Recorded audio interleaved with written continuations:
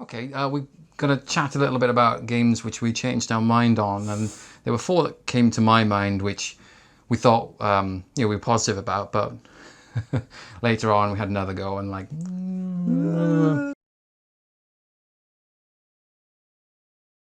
So the first one up is Totem. So many blocks! Oh, I'm all the way over there. I was looking at the wrong character. Okay. Oh no. Totem was this game where, you try and build these towers, and, if you built enough towers, built enough points, you won the level or whatever, and you had to hold onto the towers on the spot. You could knock over your opponent's towers.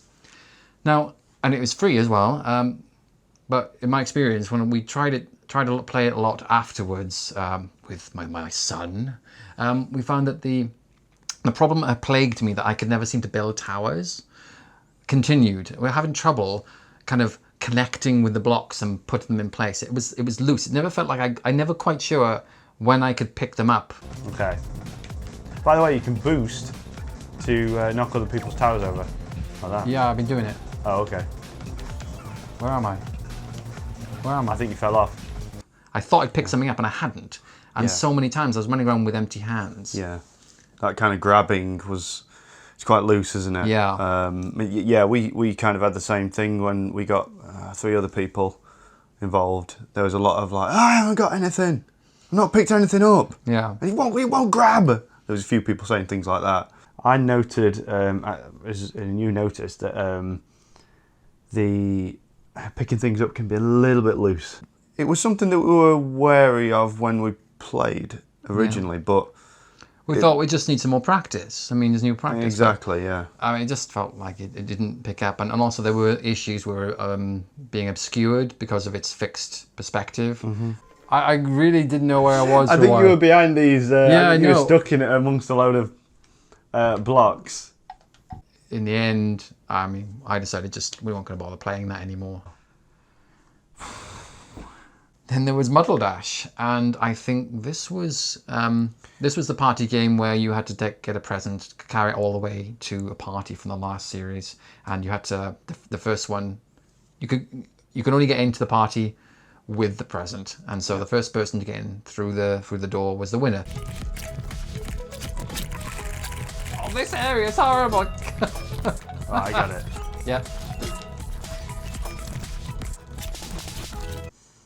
So I've got a friend who he will, if he finds a strategy that wins, he'll just keep doing that strategy, and it's actually a source of amusement for all of us.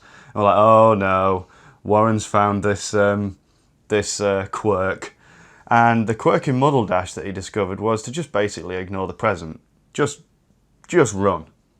And what happens in Muddled is if people fall behind, it spawns them forward. If the present falls behind, it spawns the present near to the frontmost runner. Why? Beans. I don't know what happened. Where's the present gone? I don't know where I am. Here I am. Where's it gone? Oh! Now what Warren kept doing is he kept running and running and running, and we'd all be falling behind, fighting. The present would obviously go off the screen and we'd all get spawned forwards. And what would happen is he would get to the party first, the present would spawn near him, and all the other squids who were at the back didn't stand a chance at getting the present, and then he just ran through the door. So we became aware of this strategy, and we thought, surely that's not something that he can keep doing. Oh, can you imagine how crazy this would be with like 2 other people? I think there would be fists. And we tried, and it basically turned the game into like a running game, where you ignore the present, and then if anything, you fight for the present right in front of the party. But we found most of the time, the person who gets to the front gets the present and gets into the party. So, and it wasn't long before my friends were kind of frustrated with this, and we just logged out. So it was quite disappointing to go from, hey, everyone check this out, this is quite a fun little game, to, oh, what's going on here? I don't like that at all. This is ridiculous. Let's play something else. So that was disappointing, and I would not return to it to see if that was addressed, but I know I did. I think I did update my Steam user review just to highlight this issue. But I think it's a core design issue. I don't think there's That's not easy to fix. No. I can't think of an easy way to fix that. It's flawless victory, isn't it, really? It's very rare you have these moments. after all the other games you've been thrashing me. It's nice to feel like I have a bit of a skill.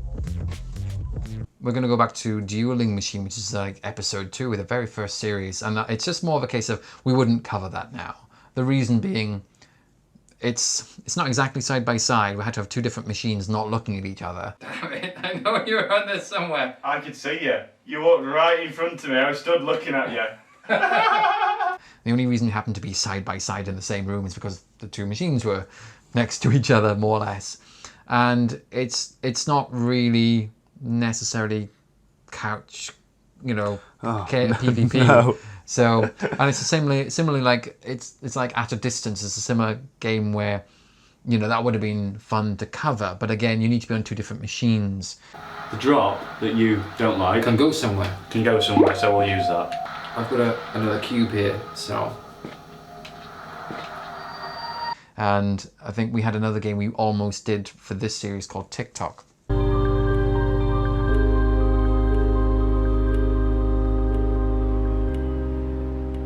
You have 2 different screens again, where someone could be on a phone or a tablet. Mm-hmm.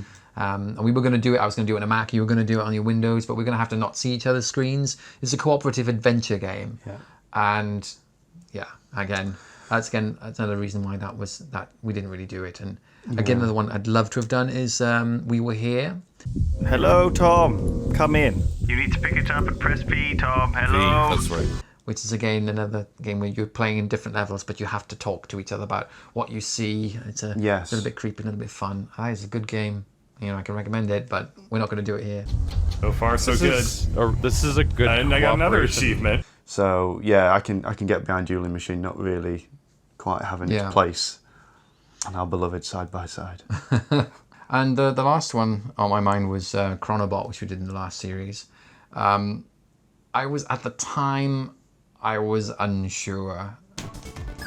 Wow, those bullets move. I forgot about that. Oh, they do. They a little bit of homing. Look at this. I thought I was doing pretty well there. I should have been shooting a lot there. That's what I should have been doing. But the more I watched, I put the footage together and put the video together, the more I realized I don't think this works. Mm-hmm. It feels like the rounds were very short. And so it was very difficult to learn. It was very fast and short. It was very difficult to learn from one stage to the next. Like, what should I do now? And it was always like, just shoot things, that kind of thing. And I think the domination level also was very, very tiny, short level.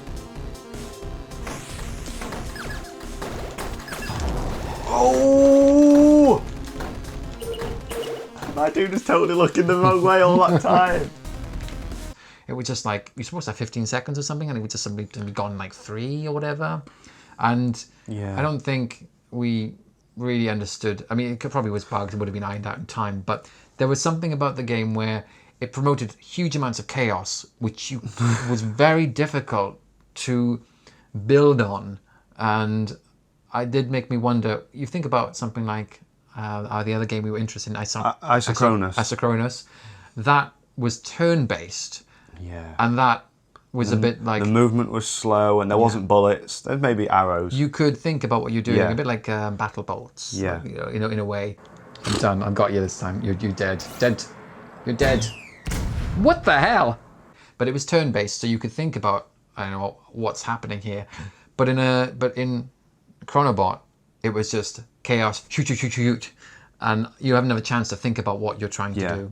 I think it's all too compressed to try and sort of unpack into something cerebral. Yeah. Whereas I think Isochronous has got the pacing right to be able to process things and actually make it a more satisfying experience. I can't see what you're up to. Me neither. The idea was better than the reality of it, perhaps. I mean, it's quite possible that Chronobot, if it carried on developing it, that it would have turned into... They would have figured some of these things out and fixed them. But as our kind of shallow look at it, it feels like it's just... It doesn't work. It's fun for a little dabble, but it's not something, even in its current state, I would definitely not spend much time on. Yeah, yeah. Well, I think that's it on the top of my head. It's definitely games I'd like to go back and try again. Yeah. But those are some things that came to mind where I thought, yeah, I think, on balance, computer says no. Yeah. Oh, I don't. Ooh, I don't know what's going to happen here. Last round. Wow, that opening salvo at the beginning, it gets vicious, doesn't it? Yeah, wow. Oh, no, you got destroyed. Come on, look at that. No.